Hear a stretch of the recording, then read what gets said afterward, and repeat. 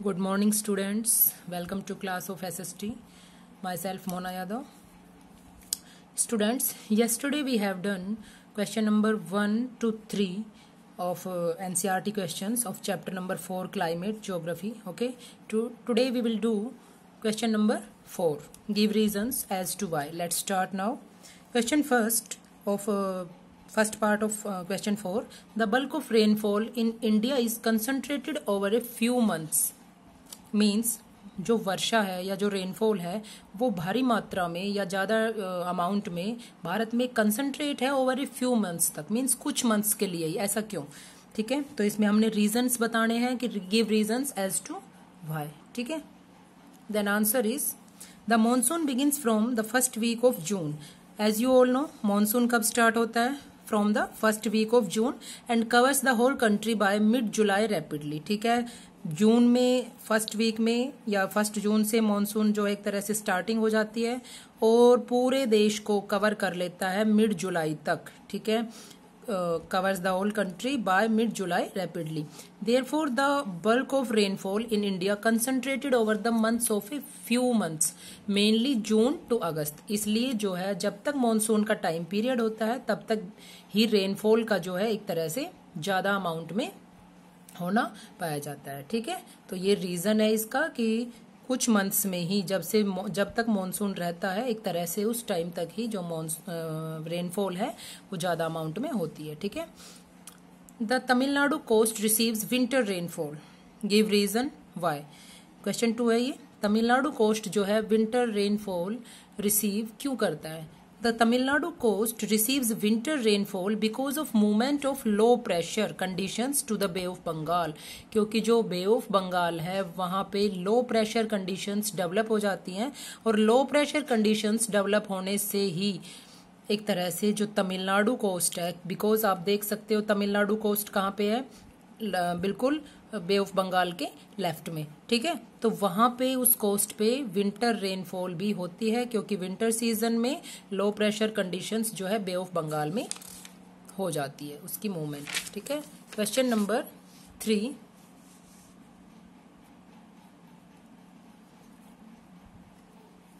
The delta region of the eastern coast is frequently struck by cyclones.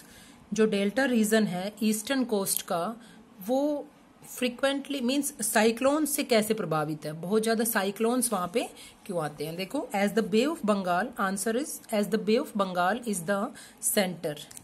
यहाँ पे थोड़ा सा मिस्टेक के लिए सॉरी, यहाँ पे आप सेंटर लिखेंगे। ठीक है, is the centre of the many pressure changes and therefore there always leading to the chance of a cyclone. ठीक है, जो बे ऑफ बंगाल है वो सेंटर है मैनी प्रेशर चेंजेस का, मीन्स वहां पे जो प्रेशर चेंजेस है वो होते रहते हैं, कभी लो प्रेशर सिस्टम कभी high pressure system, and therefore there always leading to the chance, और वहां पे हमेशा एक साइक्लोन आने का चांस जो है बना रहता है। ड्यू टू दिस, इसके कारण ही the delta region of the eastern coast is frequently struck by cyclones. जो ईस्टर्न कोस्ट है डेल्टा रीजन का वो साइक्लोन से प्रभावित रहता है।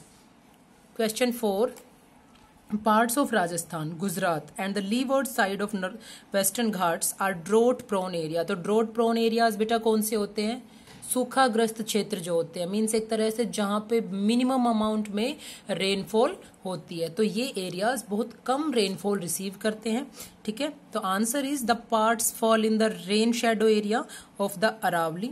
ये जो पार्ट्स हैं राजस्थान, गुजरात, ठीक है, और वेस्टर्न घाट्स के जो पार्ट्स हैं, तो ये एक तरह से रेन शेडो एरिया में आते हैं। रेन शेडो एरिया का मैंने आपको कल बताया था कि ऐसे एरिया जहां कोस्टल एरियाज पे तो बारिश होती है, रेनफॉल होती है, लेकिन उनसे आगे की तरफ एक क्षेत्र ऐसा बन जाता है, जैसे कल हमने मध्य प्रदेश के बारे में भी पढ़ा था, उसका थोड़ा सा जो पार्ट है। तो रेन शेडो एरिया मीन्स वहां पे कभी कभार विंड जो है मूव कर जाती है, तो उनकी वजह से वहां थोड़ी बहुत बारिश हो जाती है, रेनफॉल हो जाती है, अदरवाइज नहीं।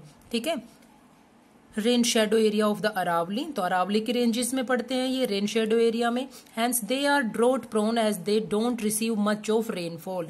तो ये सूखाग्रस्त क्षेत्र इसलिए हैं, ड्रॉट प्रोन इसलिए हैं, ड्रॉट एरियाज इसलिए because they don't receive much of rainfall, क्योंकि वो ज्यादा रेनफॉल रिसीव नहीं करते हैं। ओके, नाउ क्वेश्चन 4 के हमने 4 पार्ट्स इसमें किए हैं। अब हम स्टार्ट करते हैं क्वेश्चन नंबर 5। क्वेश्चन 5 बेटा है, describe the regional variations in climatic conditions of India with the help of suitable examples. कुछ उदाहरण के साथ, कुछ एग्जांपल्स के साथ हमें बताना है कि जो रीजनल वेरिएशंस है वहां पे जो तरह से क्लाइमेटिक कंडीशन की वजह से क्या वेरिएशन है, क्षेत्र के एक तरह से वेरिएशन बताने हैं कि जहां जैसे डिफरेंट डिफरेंट रीजन्स है तो वहां डिफरेंट क्लाइमेटिक कंडीशंस है, तो वहां पे हमें कुछ एग्जांपल्स के साथ वो डिस्कस करने हैं। Okay, there is regional variation in the climatic conditions of India. तो क्लाइमेटिक कंडीशंस की वजह से रीजनल वेरिएशन भी है। ठीक है, temperature and precipitations vary from place to place and season to season.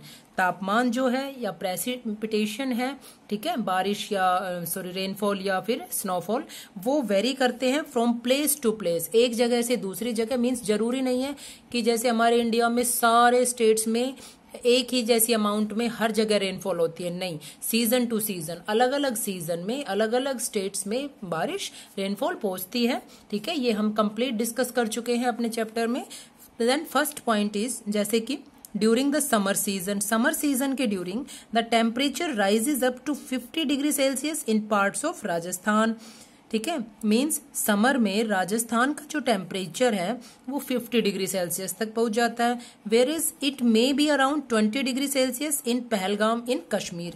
जबकि अगर हम बात करें, if we talk about the Kashmir, there is only 20 degree Celsius temperature, तो वहां पे 20 डिग्री सेल्सियस, जबकि राजस्थान में 50 डिग्री सेल्सियस। तो वेरिएशन है, तो ये क्या हुआ, place to place and season to season. Means हम देखते हैं कि राजस्थान एक तरह से समर सीजन के ड्यूरिंग भी ज्यादा टेम्परेचर वहां पे इसलिए है क्योंकि एक हॉट प्लेस है, और जो पहलगाम है कश्मीर में वो एक कोल्ड प्लेस है। ठीक है, तो वहां पे जो टेम्परेचर है वो क्या है, कम है।